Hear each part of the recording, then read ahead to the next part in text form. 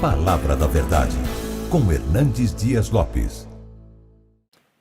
Que privilégio poder, nesta noite, repartir com vocês a preciosa Palavra de Deus. Eu quero ler no texto de Filipenses, capítulo 2. Aliás, Filipenses, capítulo 1, versículo 12. Capítulo 1, versículo 12 até o verso 26. Filipenses 1, 12 a 26. Se você está em casa ou em qualquer outro local e tiver acesso a uma Bíblia, pegue, por favor, abra sua Bíblia e acompanhe comigo esta exposição bíblica. Paulo diz assim: quero ainda, irmãos, cientificar-vos de que as coisas que me aconteceram têm antes contribuído para o progresso do Evangelho. De maneira que as minhas cadeias em Cristo se tornaram conhecidas de toda a guarda pretoriana e de todos os demais. E a maioria dos irmãos, estimulados no Senhor por minhas algemas, ousam falar com mais desassombro a palavra de Deus. Alguns efetivamente proclamam a Cristo por inveja e porfia. Outros, porém, o fazem de boa vontade. Estes por amor, sabendo que estou incumbido da defesa do Evangelho. Aqueles, contudo, pregam a Cristo por discórdia, insinceramente, julgando suscitar tribulação às minhas cadeias. Todavia, que importa, uma vez que Cristo de qualquer modo está sendo pregado, quer por pretexto, quer por verdade, também com isto me regozijo, sim, sempre me regozijarei.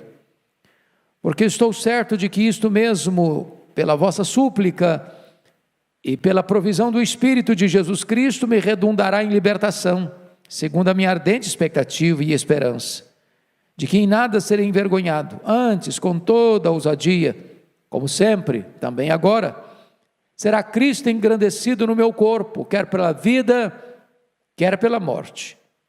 Porquanto para mim o viver é Cristo e o morrer é lucro. Entretanto, se o viver na carne traz fruto para o meu trabalho, já não sei o que hei de escolher.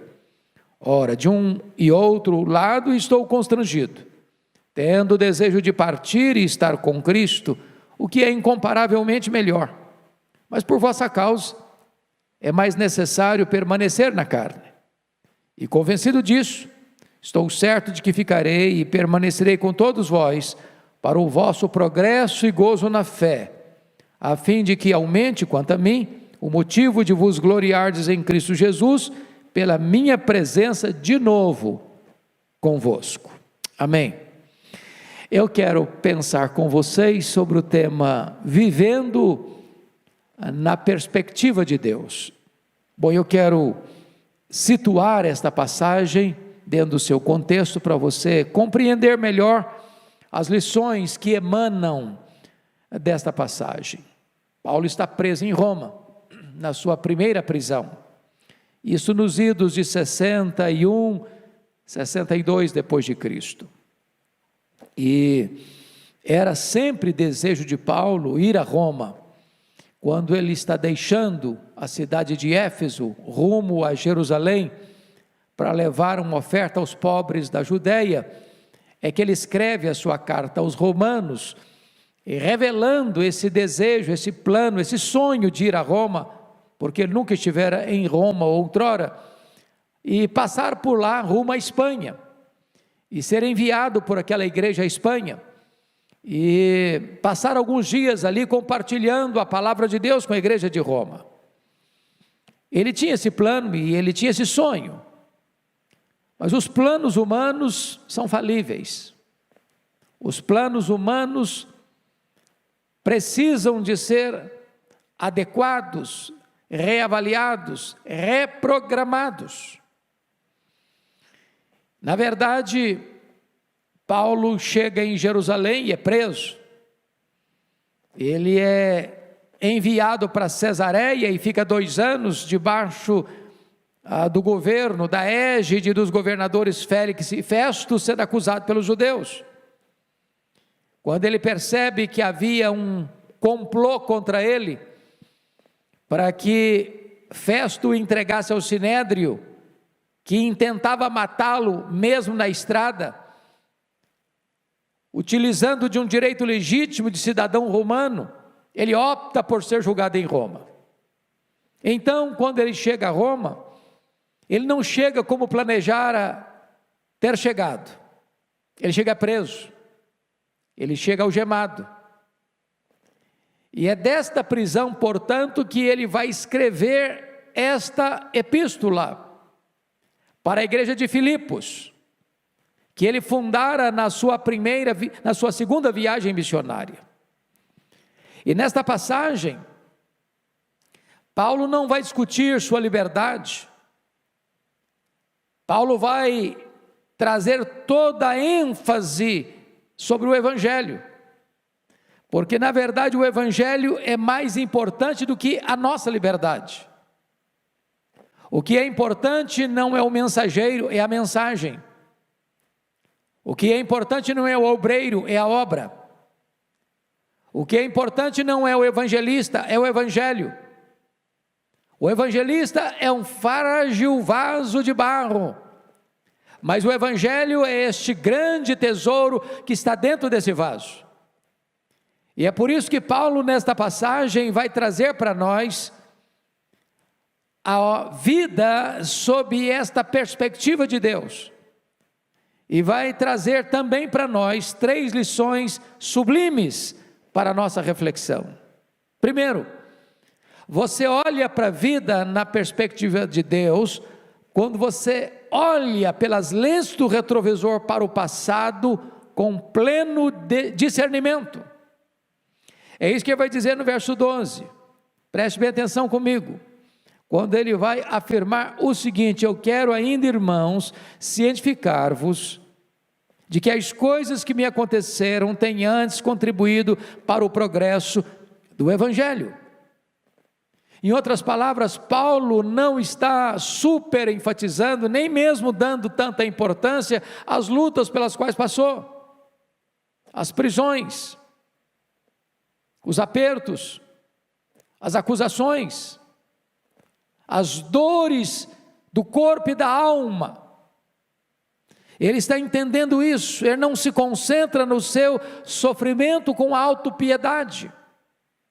Ao contrário, ele vai fazer um apanhado de tudo aquilo que ele passou até então, para dizer para a igreja de Filipos que as coisas que aconteceram com ele, longe de ter tirado dele o ânimo, a alegria, o entusiasmo, contribuiu para o progresso do Evangelho.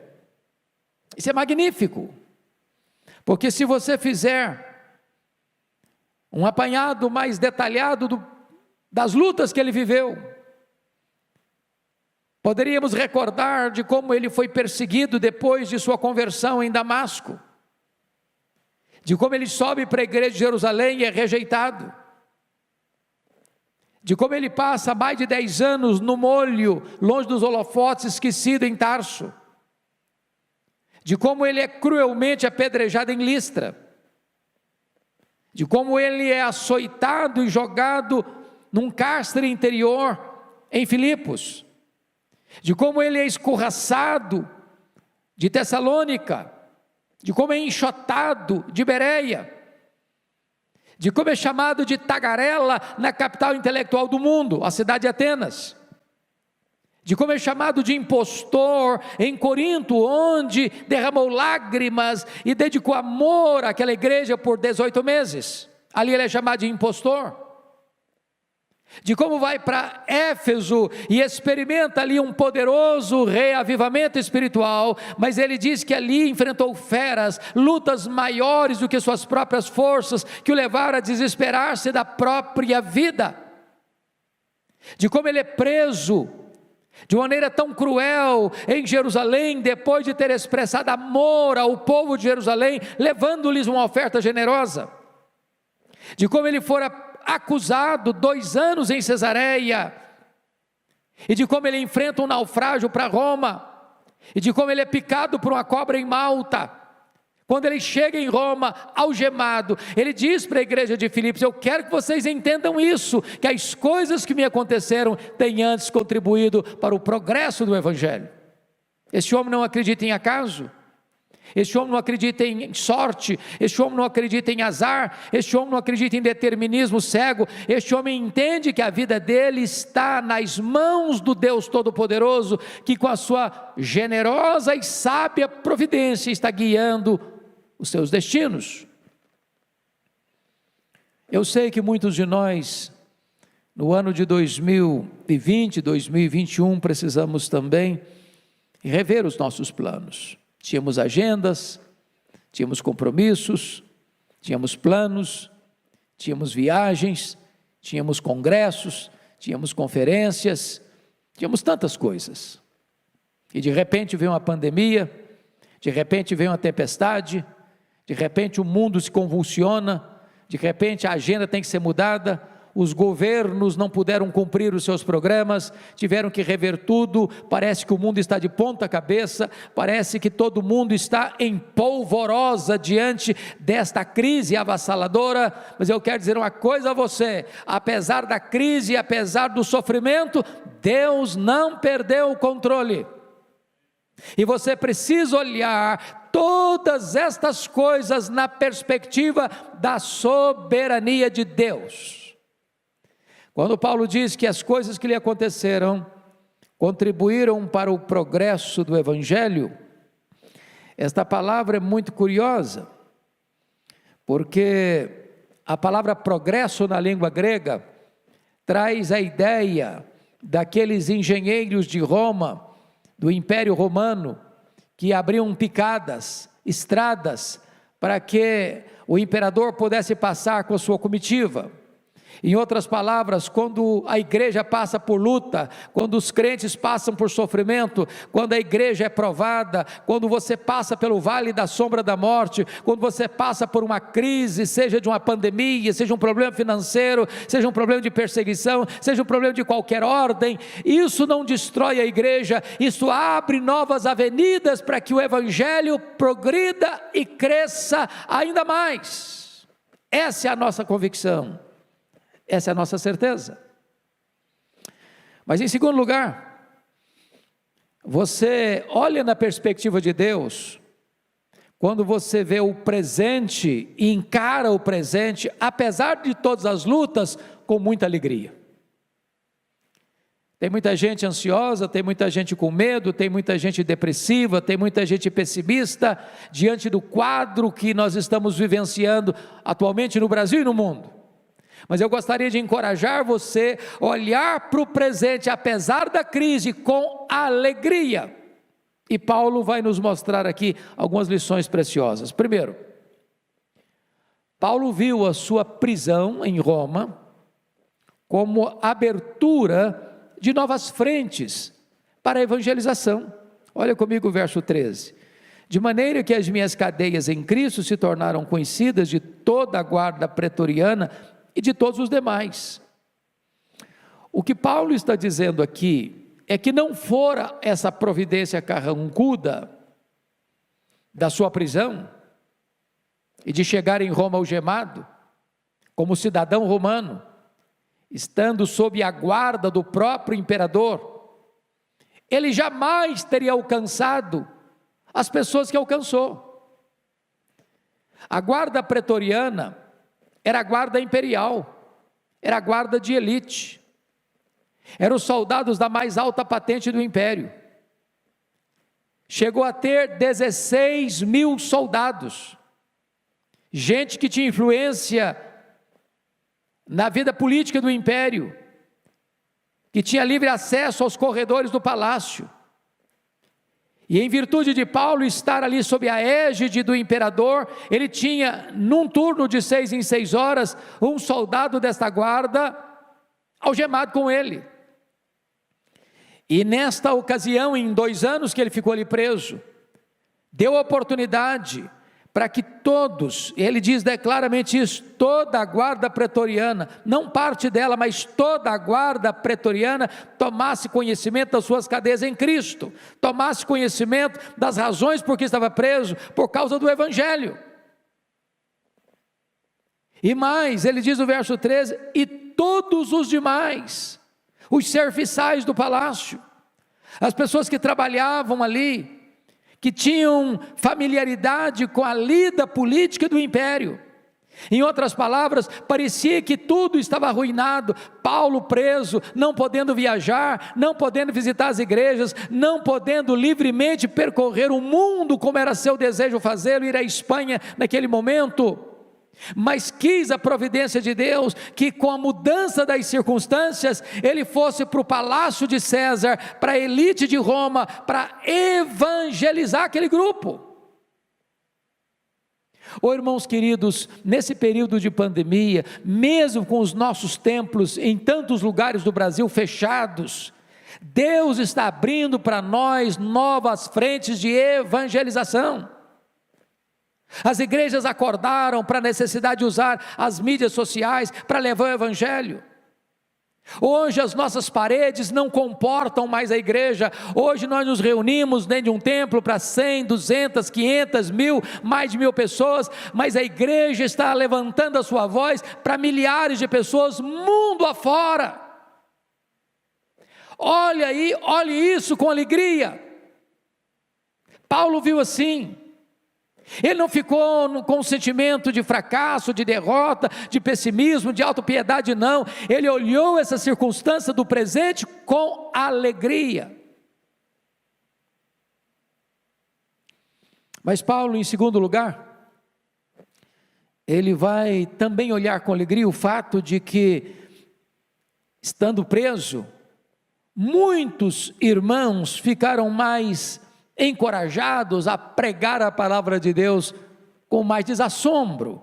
Olha comigo o versículo 14, e a maioria dos irmãos, estimulados no Senhor por minhas algemas, ousam falar com mais desassombro a palavra de Deus. Que coisa fantástica! Quando a igreja de Roma começa a perceber que Paulo, preso, algemado, está pregando, porque ele não se considerava um prisioneiro de César, ele era um embaixador em cadeias, pregando, evangelizando, levando tanta gente à conversão. Eles se mexeram. E aqui destaco para você algumas coisas. Primeiro, o alcance deste estímulo. Ele diz a maioria dos irmãos, preste atenção nisso, a maioria dos irmãos, não todos os irmãos. É muito difícil você ter unanimidade na igreja. Mas mesmo quando alguns não querem, não se mexem, não se comprometem, não se levantam, não abrem a boca para pregar, alegre-se com aqueles que Deus está levantando. Segundo, a fonte desse estímulo, ele diz no verso de número 13, verso 14, melhor dizendo, a maioria dos irmãos estimulados no Senhor, por minhas algemas. Deixa eu dizer uma coisa aqui muito importante, eu não tenho esse poder de estimular você, pastor Arival, pastor dessa igreja aqui, não tem o poder de estimular você. Os pregadores, por mais eruditos e eloquentes, não têm o poder de estimular você. A sua igreja não tem o poder de estimular você. A sua denominação não tem o poder de estimular você. Só Jesus pode fazer isso. Só Jesus pode usar as circunstâncias para aquecer o seu coração e inflamar a sua alma. Essa é a fonte do estímulo. Mas se você perceber, a razão desse estímulo está aí nos versos 15 e 16. Alguns efetivamente proclamam a Cristo por inveja e porfia, outros porém o fazem de boa vontade, estes por amor, sabendo que estou incumbido da defesa do Evangelho. Aqueles contudo pregam a Cristo por discórdia e insinceramente, julgando suscitar tribulação às minhas cadeias. Eu acho isso impressionante, porque Tem muita gente lá, tinha muita gente lá na igreja de Roma, que deve ter pensado assim: bom, depois que esse Paulo chegou aqui em Roma, a gente perdeu o nosso estrelato. Parece que ele roubou a cena. Parece que ele está trabalhando mais que a gente. Parece que ele está tendo mais resultado que nós. E de repente aquelas pessoas foram encorajadas a pregar, mas a motivação não estava boa. E Paulo elenca aqui as várias motivações ruins: por inveja, por disputa, por discórdia, de forma insincera, por pretexto. Tem muita gente que olha a obra de Deus assim, como se nós estivéssemos concorrendo uns com os outros. Parece até que há líderes, pastores, que não se alegram quando vê a igreja do irmão do lado crescendo. Parece que o ministério é um campo de disputa na feira das vaidades. Meu amado irmão, na igreja de Deus nós não estamos competindo, não. Nós estamos concorrendo, nós estamos contribuindo, nós estamos somando, nós somos parceiros. É o reino de Deus, é a palavra de Deus, é a igreja do Deus vivo. Na verdade, nós somos muitas denominações, mas só tem uma igreja. É a igreja daqueles que foram lavados no sangue do Cordeiro, é a igreja daqueles cujos nomes estão escritos no livro da vida, aqueles que foram selados com o Espírito Santo da promessa. Nós não estamos competindo, nós estamos cooperando. É claro que muita gente pega esse texto para justificar aqueles que estão pregando falsas doutrinas. Não, deixa para lá, está pregando, está bom. Não, Paulo não está concorrendo, Paulo não está contribuindo com essa ideia, não. Se vocês perceberem, olhem comigo, versículo 15: alguns efetivamente proclamam a Cristo, por inveja, por porfia. Depois, versículo 17: aqueles, contudo, pregam a Cristo por discórdia, insinceramente. Então, eles estão pregando a mensagem certa, com a motivação errada. Aí Paulo vai dizer o seguinte: não me importa com isso não. Se o problema é a motivação errada, quem está pregando com a motivação errada vai prestar contas para Deus.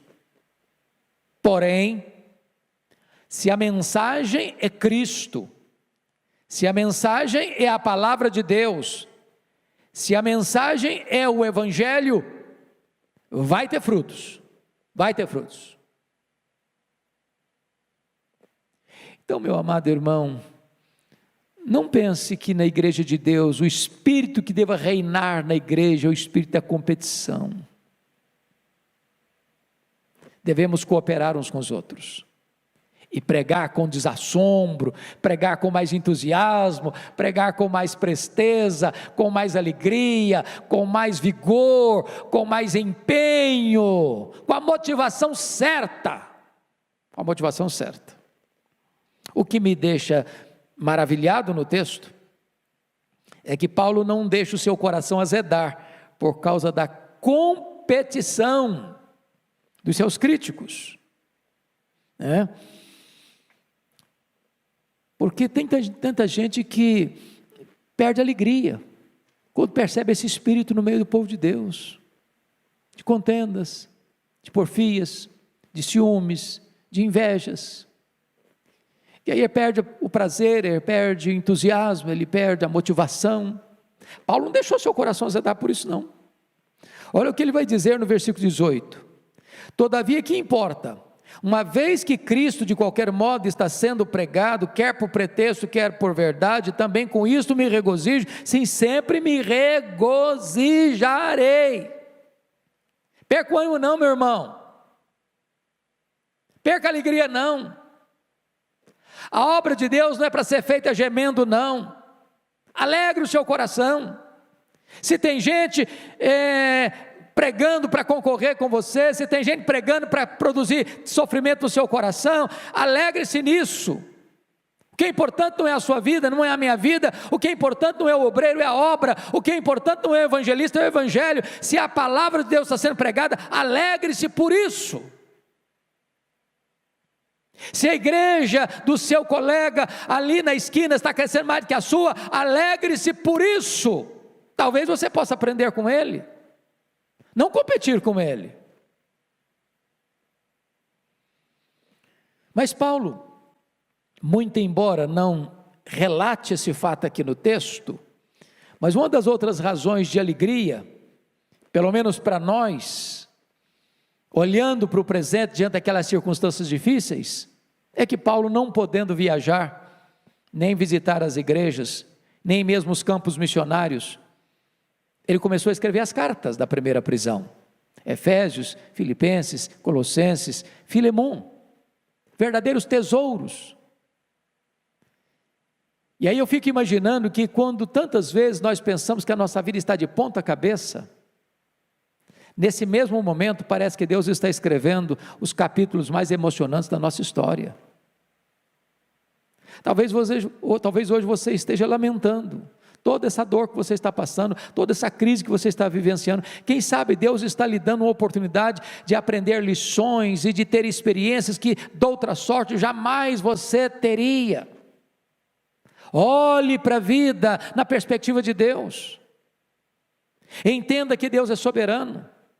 Você e eu não enxergamos no escuro, você e eu não enxergamos na curva, você e eu não enxergamos o que está lá no final da linha.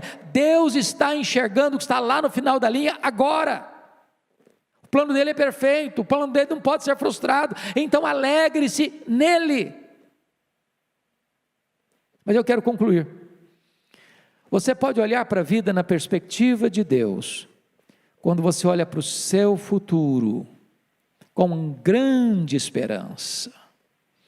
E Paulo vai dizer no verso 19, de uma certeza: eu estou certo de que isto mesmo, pela vossa súplica e pela provisão do Espírito de Jesus Cristo, me redundará em libertação. Paulo tinha certeza que ele estava ali diante de César, pela oposição dos seus irmãos judeus, mas que ele sairia daquela prisão, que o seu ministério não tinha terminado, que ele não tinha completado a carreira ainda, que ele tinha mais obra para fazer, que ele tinha mais campo para visitar, que ele tinha mais obra para realizar, e ele tem essa convicção no seu coração, de que com as orações da igreja e com a provisão do Espírito de Cristo, ele sairia da prisão. Qual a expectativa dele? Aí no versículo 20, segundo a minha ardente expectativa e esperança de que em nada serei envergonhado, ou seja, as acusações que pesam sobre mim por parte dos judeus não vão prevalecer, e eu não vou sair desse julgamento envergonhado. Cristo vai ser glorificado no meu corpo, quer na vida, quer na morte. Depois ele vai trazer a explicação porque ele pensa assim. No versículo 21 ele diz: porque para mim o viver é Cristo e o morrer é lucro. Se eu viver, eu vivo para Ele. Se eu morrer, eu morro para Ele. Portanto, quer vivamos, quer morramos, nós somos do Senhor. Não está com medo de morrer, porque morrer é lucro. E ele vai mostrar agora uma coisa curiosíssima, que é uma tensão que está no seu coração. Primeiramente, o desejo semelhante de viver e morrer. Olha no verso 22 e 23 comigo, ele diz assim: entretanto, se o viver na carne traz fruto para o meu trabalho, já não sei o que hei de escolher. Ora, de um e outro lado, estou constrangido, tendo desejo de partir e estar com Cristo, que é incomparavelmente melhor. Ele está dizendo o seguinte: olha, morrer é lucro, mas eu preciso trabalhar ainda, eu tenho coisa para fazer ainda, então eu estou aí nessa tensão, se quero viver ou se quero morrer. Qualquer das duas opções são boas para mim, porque para mim o viver é Cristo, e para mim o morrer é lucro. Ele chega a dizer no verso 23, a sua preferência pessoal: ora, de um e outro lado estou constrangido, tendo o desejo de partir, para estar com Cristo, que é incomparavelmente melhor. Paulo entende com muita clareza o que é a morte para um crente. A morte para um crente não é um fracasso, não é uma derrota. Morrer para o crente não é extinção, aniquilamento. Morrer para um crente não é ir para um lugar de sofrimento, um purgatório. Morrer para um crente não é partir para o espírito, a alma sair do corpo e ficar vagando para uma nova reencarnação. Morrer para um crente não é ter sua alma dormindo inconscientemente. Morrer para um crente é partir para estar com Cristo. E ele diz, isso é incomparavelmente melhor. Na mesma medida em que o corpo que foi feito pó, é pó, volta ao pó, o Espírito que Deus nos deu, volta para Deus, para estar com Cristo, conscientemente, para reinar com Ele. Mas ele diz de uma maneira maravilhosa, ele tem motivo para preferir ficar, para decidir ficar. Versículo 24, ele diz assim, mas por vossa causa é mais necessário permanecer na carne, e convencido disso estou certo de que ficarei e permanecerei com todos vós, para o vosso progresso e gozo na fé. Paulo está entendendo o seguinte, tem muita coisa para fazer, e enquanto o meu ministério não estiver encerrado, eu vou continuar vivo, porque quem delibera isso é Deus, Ele quem dá vida, Ele quem tira a vida, até que a sua carreira termine, Deus vai usar você aqui. E Paulo diz, por essa consciência que eu tenho, eu vou ficar. Então, meu amado, entenda uma coisa, se Deus está preservando a sua vida, é porque a sua carreira ainda não terminou. Se Deus está preservando a sua vida, não é para você cruzar os braços, não é para você se omitir, é para você fazer a obra de Deus.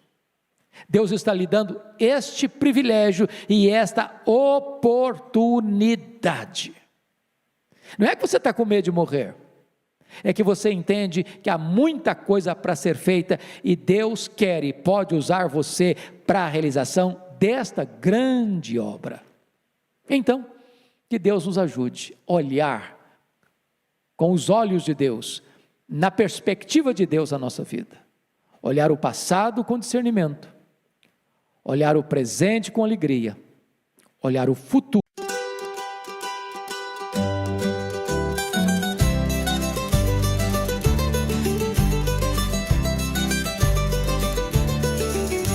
Cos'è questo amore che sento? È così strano che non ci credo. Cammino avanti e indietro, dal nulla sei entrata nel petto mio.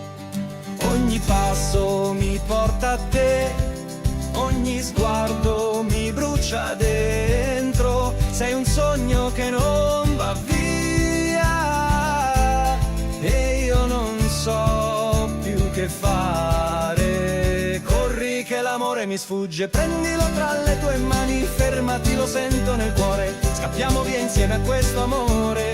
Corri, corri, che scappa l'amore mio.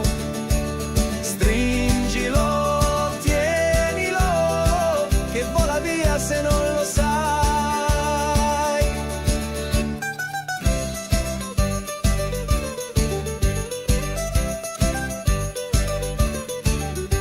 Cos'è questo fuoco che brucia?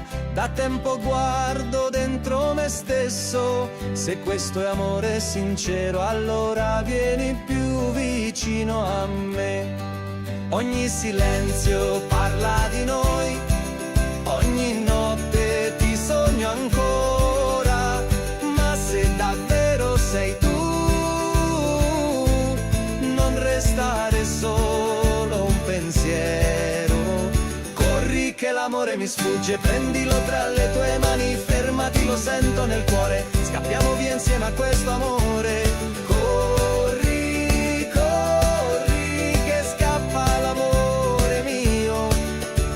Stringilo, tienilo, che vola via se non lo sai.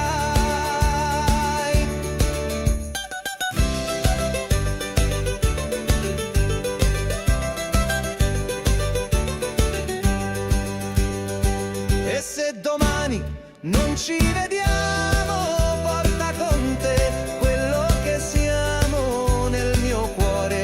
Hai già un posto, non lasciarlo mai più vuoto. Corri l'amore mi sfugge, prendilo tra le tue mani, fermati, lo sento nel cuore, scappiamo via insieme a questo amore. Corri amore, che il tempo ci guarda, fermati adesso, o l'amore ci scappa.